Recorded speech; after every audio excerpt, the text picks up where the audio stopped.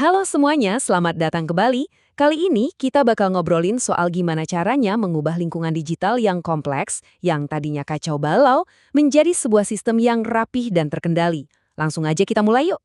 Coba deh, pernah kepikiran nggak sih, dengan begitu banyak pengguna, aplikasi, dan update yang terus-terusan datang, gimana caranya sebuah server itu bisa tetap stabil dan nggak amburadul? Nah, pertanyaan ini dia jantung dari administrasi sistem yang baik.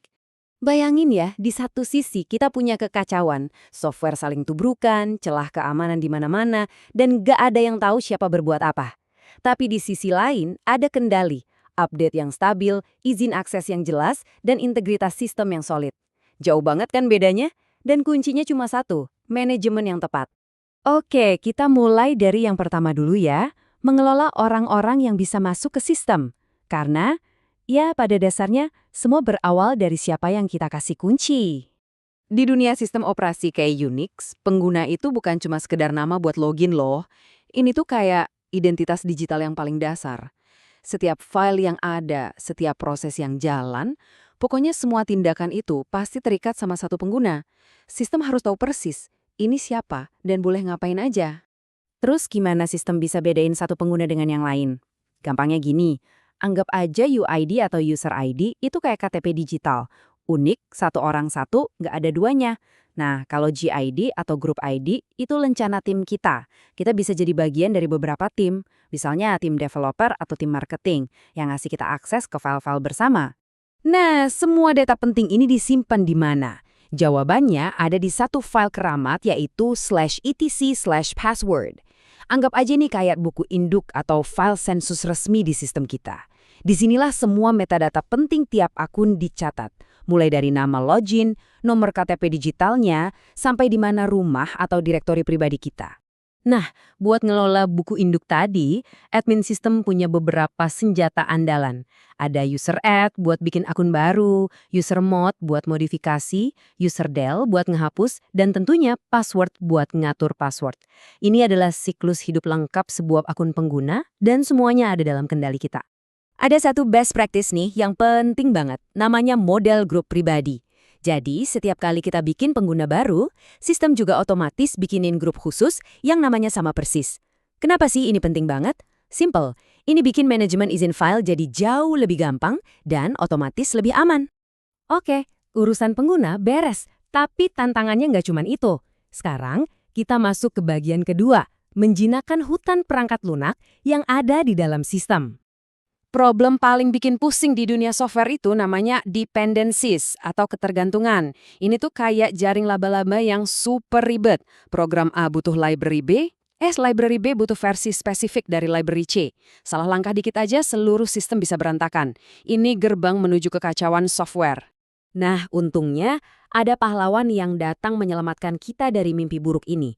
Namanya manajer paket. Alat inilah yang secara ajaib ngurusin semua jaring laba-laba itu buat kita. Dia yang mastiin setiap instalasi itu rapi, terkendali, dan nggak ngerusak apapun yang udah ada. Di ekosistem Linux, ada dua kubu besar nih soal format paket. Ada RPM yang biasa dipakai sama keluarga Red Hat dan SUSE, terus ada deb yang jadi andalannya Debian dan Ubuntu. Tujuannya sama, yaitu ngebungkus software. Tapi ibaratnya mereka ngomong pakai bahasa yang beda, jadi nggak bisa dicampur aduk. Kalau kita mau turun tangan langsung, ada alat-alat dasar kayak RPM dan DPKG. Ini alat yang powerful buat ngoprek satu file paket. Kita bisa install atau hapus paket satu persatu. Tapi ya itu, PR-nya adalah kita harus ngurusin dependensinya manual. Bisa pusing sendiri. Nah, makanya ada alat-alat yang lebih canggih, kayak apt, yum, atau zipper. Anggap aja mereka ini asisten pinter kita. Tombol gampangnya gitu. Mereka bukan cuma ngurusin satu paket, tapi seluruh sistem. Mereka yang otomatis cari dan download semua yang dibutuhin, biar semuanya jalan lancar. Terus, asisten pinter tadi dapat softwarenya dari mana? Jawabannya adalah repository. Ini pada dasarnya adalah gudang software online yang resmi, terpercaya, dan dikelola dengan baik. Menggunakan repositori resmi ini adalah kunci utama biar sistem kita tetap aman dan stabil. Proses update-nya juga jadi rapi dan sistematis banget. Contohnya di sistem berbasis Debian, pertama kita jalanin apt-get update. Ini kayak kita minta katalog produk terbaru dari gudang. Begitu katalognya update, baru kita jalanin up-to-get upgrade buat download dan install semua versi barunya. Simple, terkendali, dan aman. Oke, kita udah paham nih dua pilar utamanya, manajemen pengguna dan perangkat lunak. Sekarang, ayo kita rangkum semuanya jadi semacam buku panduan buat dapetin kendali penuh. Soal pengguna, aturannya simpel aja. Selalu gunakan model grup pribadi demi keamanan. Usahakan rentang nomor ID pengguna atau UID itu konsisten di semua server biar nggak pusing. Dan kalau servernya udah banyak banget, coba deh pakai sistem terpusat seperti LDAP. Nah, buat software, kuncinya satu, disiplin. Selalu, dan saya ulangi, selalu pakai repositori resmi. Jangan campur aduk sumber software. Sebelum upgrade besar-besaran, tes dulu di server percobaan. Dan yang paling penting, always backup data. Jadi, poin utamanya sebetulnya bukan soal hafal perintah user add atau update it. Ini semua adalah prinsip. Prinsip untuk membangun infrastruktur digital yang kokoh, aman, dan stabil. Inilah resep rahasia untuk mengubah kekacauan menjadi sistem yang terkendali. Tapi ceritanya kan nggak berhenti di sini. Teknologi terus maju. Otomasi dan AI mulai mengambil alih banyak tugas admin. Nah, pertanyaan besarnya adalah, kira-kira kendali di masa depan itu bentuknya bakal kayak apa ya? Ini jadi pemikiran menarik buat kita semua.